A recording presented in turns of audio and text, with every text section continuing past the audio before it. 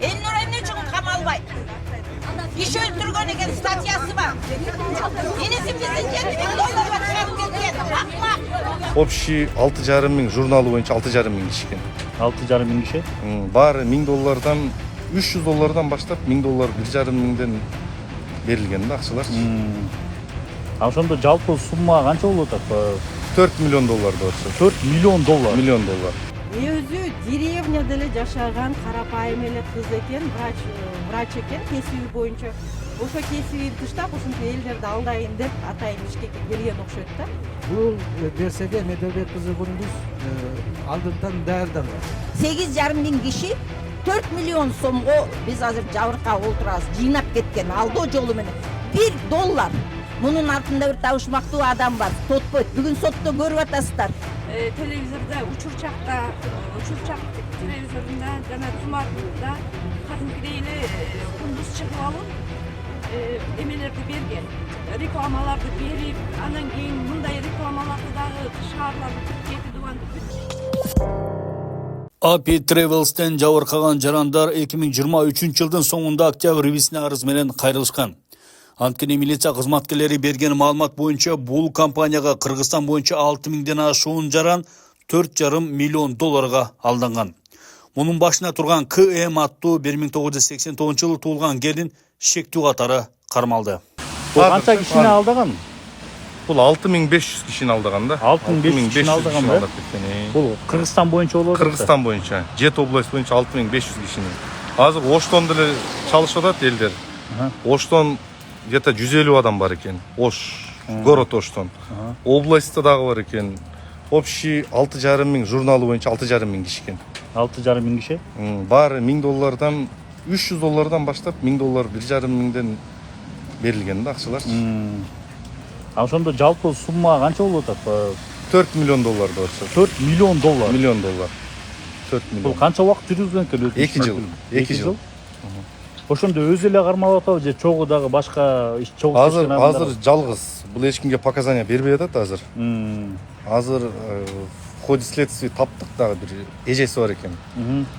Эжесинде эле буюрса алып чыгарган, алып келет. Эжеси дагы. Могу баары аягы суюлбай келип атканын баары эмелерде. Ушу жабыркагандар да. Жабыркагандар баары. Мына аралдык жерде дагы келишип атат. Улам чакырып, Бири-бирине чакырып келишип атышат. Эртеден бери эле арыз жазылып атат. Ооба. 3 күндөн бери тынымсыз ушундай киши келип атышат. Тынымсыз. 2024-жылдын 11-январында Бишкек шаарынын Октябрь райондук сотунда анын соттук процесси болду. Жабыркаган жарандар төмөнкүлөргө токтолушту. Уга турган болсоңуздар тынч отуруңуздар. Мына уруксат бердик, тартат, бирок сиздерди тартсын көрсөтмө бергендерди тартсын. Анын адвокаттарды, башка катышуучуларды анын менин соттун несин уруксат берген. Азыр убакытта айтайын, эми бизге уже 19-на чейин иш дайындалып калган. Ага чейин мен физически жок убактым. Жарым саат биринчи соттук отурум коюлат. Ага баарыңыздар келбегиле, алыстагылар келбейле. Сөзүбүзчө бөлүшүп. Bunun içinde daha var. Yaktan karap edebilirsin.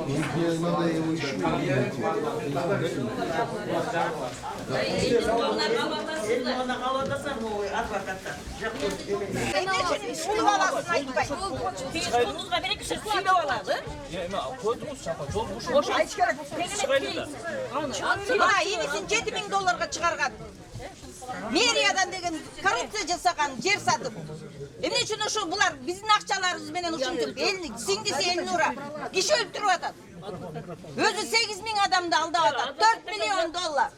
Ондан пенсионерлерди алдап атат. Сот акыйкатты суранабыз. Акыйкат чечимиңизди. Акыйкат чечсиң бой. Ашиевке киребиз. Вот, акыйкат чечип чыгарыңыз. 3 адвокат чыгып. Карапайым элдин акыйкатты суранат. Карапайым эл. Акыйкатты суранабыз. Эмне үчүн сиңдиси камалбайт? Сиңдиси камалыш керек Элнура. Бухгалтер. Элнура эмне үчүн камалбайт? Киши өлтүргөн экен статьясы бар. Енеси бизден $7.000 çıkarıp ketken. Akmak.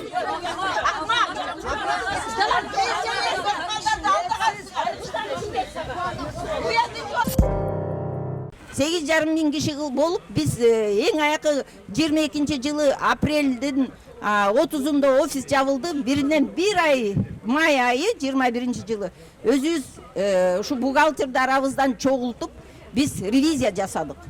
Бул жерде эми сот да бар, адвокаттар да бар, жогорку кеңеште иштегендер да бар. Эми алар келбейт экен, баягы политика жагына катышпайт экен. Бирок биз жабыркаландык. 8,5 миң киши 4 миллион сомго биз азыр жабыркап отурабыз. Жыйнап кеткен алдоо жолу менен.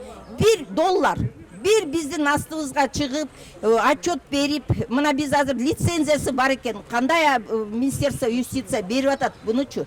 Мунун артында бир табышмактуу адам бар. Тотпойт. Бүгүн сотто көрүп атасыздар. 3 адвокат. Ылдый жакта 4-чү адвокат кайдан акча алып атат? Үй бүлөсү эч жерде иштебейт. Эжеси мына главный бухгалтер болгон Элнура Медербек кызы Элнура. Мына биз азыр угуп атабыз уш жерден киши сүзүп өлтүргөн экен, ошонун да таза чыккан. Булар кандай семьясы? Биз акыйкат соттон, Октябрь районунун сотунан акыйкаттыкты гана сурайбыз. Акыйкат элдин мына карапайым пенсионерлер көбүнчө, көп балалуу баатыр энелер бар. Квартирада жашаган көбүнчөсү адамдар бар. Ошолор кредит алып, сөйкөлөрүн өткөзүп, ломбард алып, мына азырга чейин төлөп аткандары бар. Анан биз ушу урматтуу Садыр Жапаров, Нуркожоевич, Ташиев, Камчыбек мырза, сиздерден суранабыз. Сиздер деген карапайым элдин үнүн уккула, биздин үнүбүз жетсин барына, потому что 7 региондон азыркы малда каким-то образом 6 миң эле адам калып атабыз да. Последняя встреча болгондо 4 миңи калганын возврат кылдык деди. Бизде азыр журнал бар, тергөөчүдө бүт карасак журналдарды өзгөрткөн, чийген, чаптаган, мындай болбойт да. Бул бизге берсин. Азыр 2 тармактан акча түшүп атат деп угуп атабыз. Бирөө Всемирный фонд, благотворительный фондтон түшүптүр. Бирөө кайсы эле дагы? Айтор араб 25 миңден паспорттарын суратып туруп, биздин ушу арабыздан 30 кишиге 25 миңден салышыптыр. Эми ошо дагы бизге тынч таратып берсин акчабызды. Саламатсыздарбы? Менин атым Зарина Казбековна. Мен бул компаниянын партнеру болом. Партнер компанияга 2020, я уже не помню, 2020 киргем. Ашар деп соцпакет, соцпроект деп чыккан. Бул жака өзүм эмес, тууган уруктарым бардыгын, бала чакамдын бардыгын жазып койгонбуз. Эми бул кыз бетти тырмак кылып атат. Мен акчаларды үстүдө турган эжелерге, байкелерге таратып бердим дегени бар. Бирок ал таратканы менен ошончо биз $10 миң салсак, элестеткиле $10 миң салсак, үй бүлөбүз менен кошуп тууган уруктар менен берген акчасы $3 миң жетпейт да, например. Ошентип эми бул адвокат биздин акчаларыбызды алып алып, бир эмес 4 адвокатты нанимать этип алыптыр. Бул жерде мындай атасы дагы, апасы дагы ресторандарга келип, региондордо жүрүп, өзүнүн бир тууганы бухгалтер, өзүнүн бир тууганы бизге окшогон партнер. То есть никто бы не подозревал бы, что они нас обманывают, понимаете?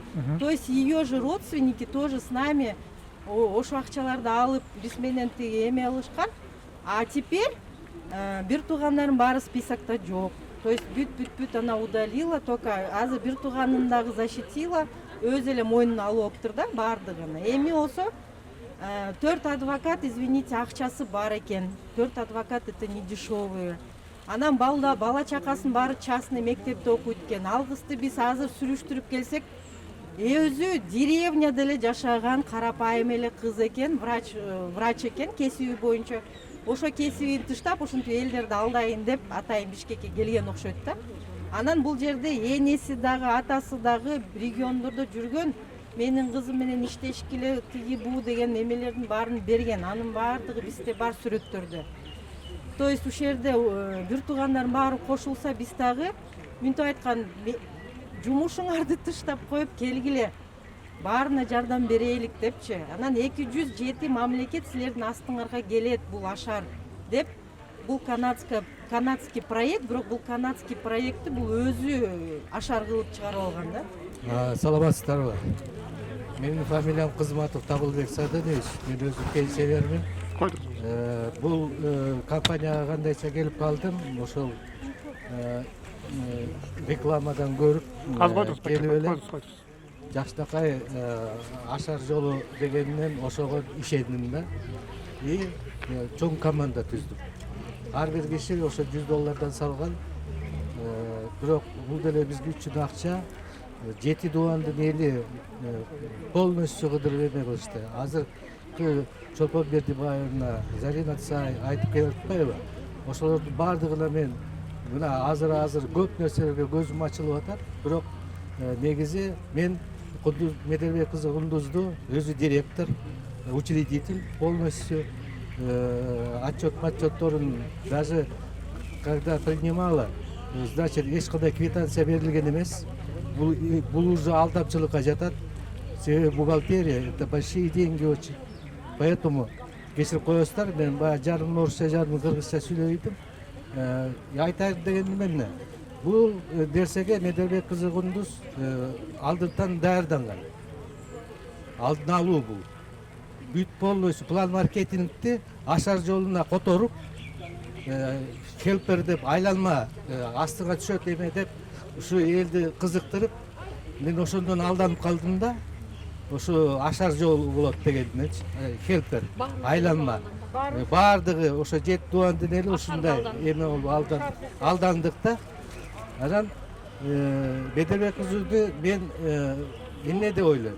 Бул киши мошенница. Чистое мошенничество. Анын каяка жумшаганын, ошончо элдин акчасын кандай кылганын, эмне кылганын мына видеолордон бүт эмелеринен баарын тастыктап беришет. Даже үйүнө чейин барып акчабызды кайрып беребиз дегенде мына 2,5 жыл болду. 2,5 жылдан бери мына жүрөбүз. Анан негизи мына бүгүн биринчи процесс болду. Биринчи процессте баягы тааныштыруу андай болот да. Калгандарында дагы айтылат болуш керек. Мен ойлойм, бул нерсени акыйкат чечип берсин. Себеби 7 элдин, 7 дубандын элинин эмесине шоруна калып атат да. Себеби $100 акча менен мисалы маленький вложение менен $7,000 чыгарсың деген план маркетинг. Ошол үчүн полностью Медербек кызы Кундуз бухгалтериясы да болгон, отвечать этсин. Сураныч. Саламатсыздар. Бул Чолпон Бердибаевна бул агай болуп бүт очудо айтып кетти. Мен бир-эки ооз ставып кетейин. Өзүңүз тааныштырып кетсеңиз. Мен Абдрахманова Элмира Ибраимовна Нарын шаарынын тургуну, жашоочусу болом. Ошол жанагы жогоркуда айтылгандай телевизорда, учурчак телевизорунда жана тумарда кадимкидей эле Кундуз чыгып алып эмелерди берген, рекламаларды берип, анан кийин мындай рекламаларды дагы шаарларды бүт 7 дубанды бүт жана Элнура деген сиңдиси еще канчалаган тиги жолдошторду чогултуп алып, анан кийин жана ашар деп тиги которуп алып Канаданын эмесин аябай алдагандарын мисалы барыбыз могу жерде канча киши 6,5 миң киши тастыктай акыбыз бар да, ошондо тастыктай алабыз да, биз да ошого алданганбыз. Мен деген $300 випке кредит алып туруп, өзүм пенсионермин, кредит алып туруп кошком. Андан кийин инвестор чыкты. Инвесторго мен банкта турган кызымдын фундамент куяйын деген акчасын кой балам жүзүндө деген $7,000 болот экен. Ушундай ашар Кыргызстанды жакырчылыкка чыгарган сонун компания келди. Керек болсо Кыргызстандын тиги немесинен дагы президентинен да ашып кете турган окшойт депти менен ушунчалык жандуу биз менен ишенип $1,000 салганбыз. Өзүбүз болсо мондай пенсионербиз. ошо кенеде кызым мисалы кызым 25 жашта ошол эки кызым азыр жөн эле ыйлап атат, үй жок мисалычы. Канчалаган ушундай жакын адамдарды, пенсионерлерди ушундай алдап кетти. Бул мамлекетте мединститут кантип окуду? Мединститутта мен ушу таң калам, Кыргызстандынчы Министерство образованияга да кайрылат элем. Кыргызстандын алдында керек болсо мединститутты адамдардын жашоосуна, өмүрүнө сактап калам деп ант берет да. Мынчалык Кыргызстанда алдайм деп ант берген, ант берген окутканбы? Ушу мамлекетте Министерство образованиядагы ушу жооп берсин мисалычы. Ошо билдеген жогорку билимдүү кыз алдап отурат, уялбайчы. Кыска. И еще тиги неме, бул биз деген мындай 5 маал намаз окуп, жолго салынганына да алданганбыз карачы. Мындай таза адам экен деп ойлогонбуз да, көрсө мында баары жыландай болуп жатыптыр да, калп эле салынып алып, анан канчалаган 6,5 миң кишини алдаган бул. Ошондуктан урматтуу Садыр Жапарович, Камчыбек Ташиевич жана сот, Октябрьский городской сот акыйкаттык чечип берүүңүздөрдү сурайбыз. Ушунча 6,5 миң кишини, 4 миллион кишини акчаны алдап отурат. 4 адвокатты жалдап, ал 4 адвокат биздин моунча карапайым элдин акчасына жалданып отурат керек болсочу. Мен операция болуп, рак болуп, бөйрөгүмдү алдырганда да бардым, бер акчамды деп. Үйүнө 2 күн жаттым. Ошондо дагы ушинтип мустаңдап вообще берген жок акчамдычы. 1 сом да бербей туруп кууп чыкты. Мен ата-энемдин шеясында отур. Ошондо айттым мен. Сен ата-энеңдин шеясында отурган жоксуң. Сен 6,5 миң карапайым адамдын шеясында отурасың деп. Мен Сокеева Жумагүл Белековна, пенсионермин, билим жогорку. Эмне деп айтат элем, азыр жогоруда сүйлөп кеткен биздин партнерлордун сөздөрүнө кошулам. Действительно чындыгында аябай алдандык. 4 миң, 6 миң киши деген эмне деген шумдук. 4 миллион доллар деген эмне деген шумдук акча. Мен ушуну алып окуйн, жакыртан кутулат экен, кызымды алып берейин. Өзүм үй алайын, мен азыр мен жашка чыктым, өзүм машинада жашайм. Эмелек алган акчамды процентке алгам. Ошол алган баламдын үйү залогдо турат азырчы, ушуга чейин. Процент өсүп аябайчы, эмне алар билбей калдым. Кулдун алда канча жолу ыйлап бардым. Ыйлап барсам мен эже 1 айда берем, 2 айда берем. Да уя албай канча акча болуп калды деген айттым да. Анан ишенип келдим. Аягында офиске барсам офис жабылып калыптыр. Адерден урпага чыгып айттым, офис жабылып калыптыр, кыздар десем, Медербек амага эшикке чыгып алып нападение кылды. Касметиңиз менен айтып атасызчы, офис жабып эле турбайбы деп. Давай эми токтотуңуз деп токтоткон жокмун. Эми суранаарым эмелек айтып кеткен президентке, Жолдош Ташиевке ушул биздин эмени көйгөйлүү эмелер маселе чечип берсин. Октябрь район соту дагы көйгөйлүү маселе чечип берсин. Эмне деп айтат элем? 4 адвокат жалдап аттыр. 4 адвокатка канча акчасын берип атат бул? Мынаш элдин акчасын берип атат. Эми эмне деп кетем? Суранам.